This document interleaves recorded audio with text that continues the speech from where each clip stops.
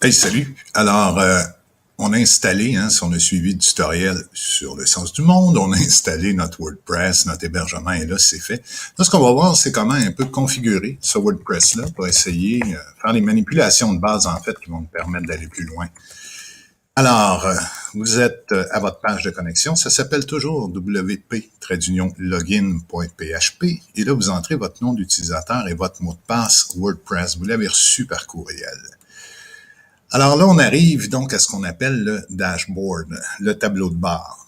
La première des choses à faire, c'est qu'on vous dit WordFence ici, ce que c'est un logiciel en fait qui assure la sécurité de votre site web, que vous ne soyez pas hacké. Alors, on vous invite à vous inscrire à la liste pour être alerté si jamais il arrive quelque chose à votre site. C'est jamais une mauvaise idée. Alors, moi, je vais tout de suite entrer mon adresse là-dessus. Gestionnaire web social @gmail.com. Ce que je demande, c'est d'être alerté si jamais il y a des troubles de sécurité. Alors, je ne joindrai pas la liste des alertes de sécurité du groupe WordPress. Et ce que je vais faire, c'est fermer. J'ai pas envie de prendre la tournée. Alors, pour tout de suite, donc, ça vous amène à cet accueil. La première chose qu'on va faire, c'est démarrer le firewall, le mur pare-feu de notre site web. Alors, ça nous indique, pour le rendre le plus sécuritaire possible, on vous invite à configurer votre pare-feu de WordFence. Alors, on clique ici pour configurer. Et là, je vais lui dire fin de la petite visite, end the tour, qu'il y avait ici.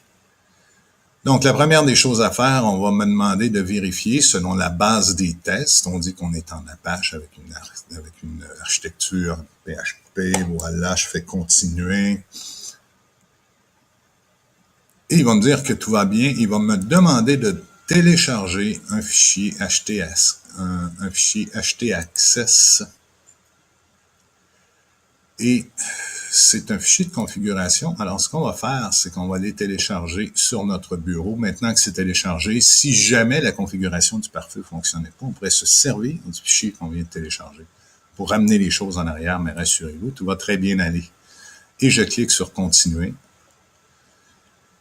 Et là, ce que ça m'indique, c'est que l'installation est très bien réussie et que mon site est maintenant protégé. Je vais lui demander d'enlever, alors je décoche ici et au lieu de Learning Mode, je vais lui demander de le protéger et je vais sauvegarder. Alors voilà, mon pare-feu est configuré. Il y a des choses qui sont importantes de configurer tout de suite quand on utilise un WordPress pour s'assurer qu'on a un site qui est quand même, je dirais, optimal. On va aller dans la section, on va descendre ici, juste m'assurer que je vais aux bons endroits. Alors, ici, dans la section Réglages, on va aller dans la section Générale pour débuter. On va tenir à s'assurer que le titre de notre site est bien ce qu'on veut qu'il apparaisse. Donc, dans mon cas, un site, 3 mois et 150 $, ça me satisfait. Pour éviter d'être considéré avec des fautes d'orthographe, je vais minusculer l'ensemble. Un site 3 mois et 150 $. Et le slogan, c'est comment faire soi-même son site Internet. L'adresse ici, alors comme vous voyez, on a un certificat de sécurité, on est HTTPS, merci WordPress. On laisse décocher que tout le monde peut s'enregistrer. Et ce qu'on va faire, on va continuer de descendre. Le fuseau horaire ici, important de le changer. Nous, on est dans la zone UTC-5.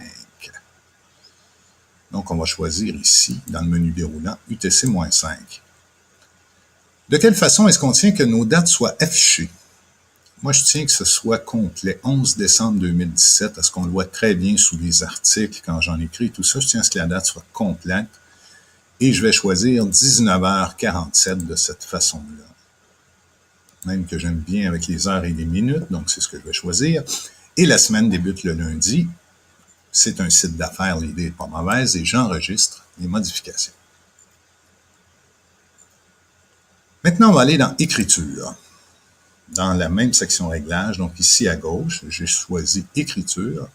Et là, vous voyez, là, dans la catégorie par défaut des articles, c'est inscrit Uncategorized. On va aller changer ça tantôt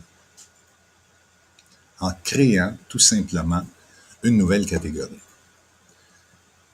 Alors, tout ce qui traîne se salit et ce qu'on va faire, c'est qu'on va aller créer une catégorie tout de suite. Alors, je m'en vais dans Articles, ici en haut, dans le menu de gauche, et Catégories.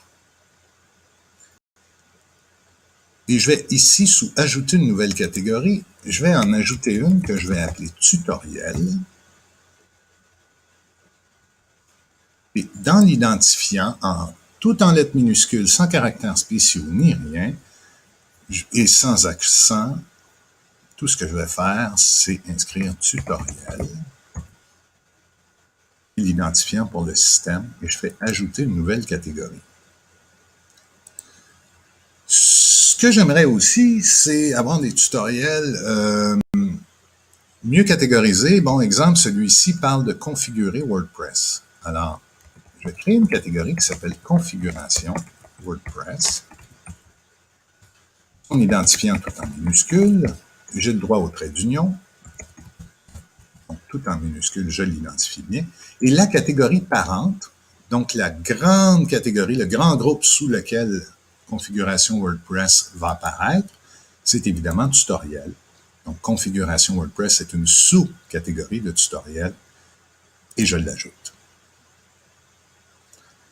Je retourne maintenant dans mes réglages et je retourne en écriture. Dans catégorie par défaut, afin de m'assurer de jamais oublier de catégoriser mes articles, je vais tout de suite par défaut lui demander de les mettre dans tutoriel. Et j'enregistre tout en bas les modifications. Maintenant, on va aller dans lecture. Qu'est-ce que la page d'accueil va afficher? Pour l'instant, on va laisser ça à les derniers articles. On va devoir y revenir tantôt. Et tout le reste va demeurer le même. On enregistre les modifications. Dans la section discussion. La section discussion, ce que c'est là où les gens vous laissent des commentaires. Des commentaires sur vos articles, sur vos pages. Alors, ici, on va vraiment ne rien bouger. On va demander à ce que l'auteur d'un commentaire doive renseigner son nom et son adresse de messagerie. Tout ça va. Un nouveau commentaire est publié. On demande à ce qu'on m'envoie un email. C'est pas une mauvaise idée. Et avant la publication d'un commentaire, ce qu'il y a comme condition qui est intéressante, c'est que l'auteur du commentaire doit au moins en avoir un qui a été approuvé par vous. Alors ça, c'est une très bonne chose. Et on va le voir comment faire la modération des commentaires.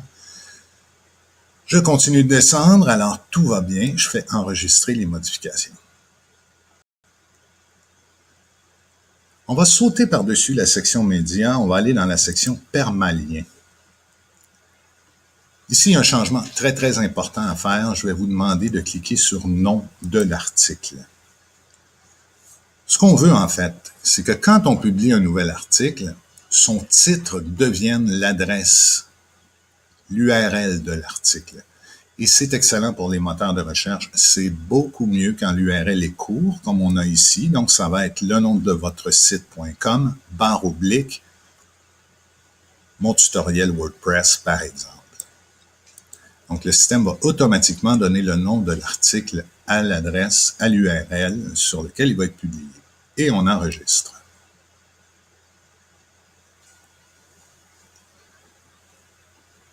Alors maintenant, on a essentiellement ce qu'il nous faut. Ce que vous avez ici, ce sont des mises à jour. Ce que ça nous dit toujours, constamment ici, dans cette barre-là en haut, c'est qu'il y a des mises à jour à faire. Et croyez-moi, faites vos mises à jour, c'est la meilleure façon de sécuriser votre site web.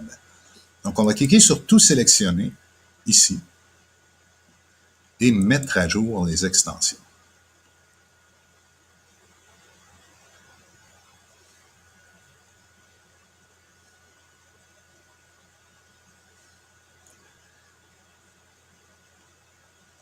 Ça a été fait, c'est complet, toutes les mises à jour sont terminées. Autre chose maintenant qu'on va aller faire, c'est qu'on va aller dans la section utilisateurs et on va aller voir tous les utilisateurs. Et on a Martin Comeau ici, on va le modifier. On va descendre ici. La langue, tout de suite ici à côté, je vais choisir français. Dans la section prénom, j'entre mon prénom et dans la section nom, mon nom de famille. Le pseudonyme, on le laisse comme il est, mais le nom à afficher publiquement, je vais choisir comme ça ici, sous mes articles, je veux donc qu'on voit bien mon nom, Martin Comeau. Et le site web, ce que je vais faire, c'est aller copier ici l'adresse de mon site et la coller ici. Enseignement biographique. Alors là, on écrit quelques courts enseignements à propos de nous. Alors, je suis un concepteur web. Enfant de projet. Un site, 3 mois et 150 $ qui vous permet de réaliser vous-même votre site Internet. Voilà qui est complet. L'illustration du profil, on va y revenir plus tard avec la section gravatar et les extensions. Donc, on a terminé, on met à jour notre profil. Dernière petite manipulation que je vous invite à faire, c'est d'aller dans la section articles. On va cocher celui qui s'appelle Hello World et on laisse notre souris au-dessus et on va cliquer sur Corbeille. On vient de déplacer l'article exemple de WordPress dans la corbeille et c'est très bien ici. On va aller dans la section page et on va faire la même chose. On passe notre souris au-dessus de Sample Page et on l'envoie à la corbeille. Je reclique ici pour voir mon site sur un site 3 mois 150 $ et ça va nous dire qu'il n'y a absolument rien ici et c'est parfait. Alors voilà, c'est les premières manipulations de base qu'on avait à faire.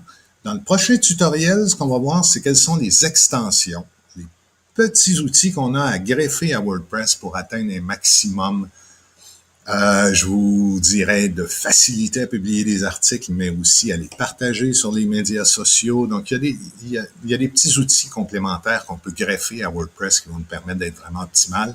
Ça va être le sujet du prochain tutoriel.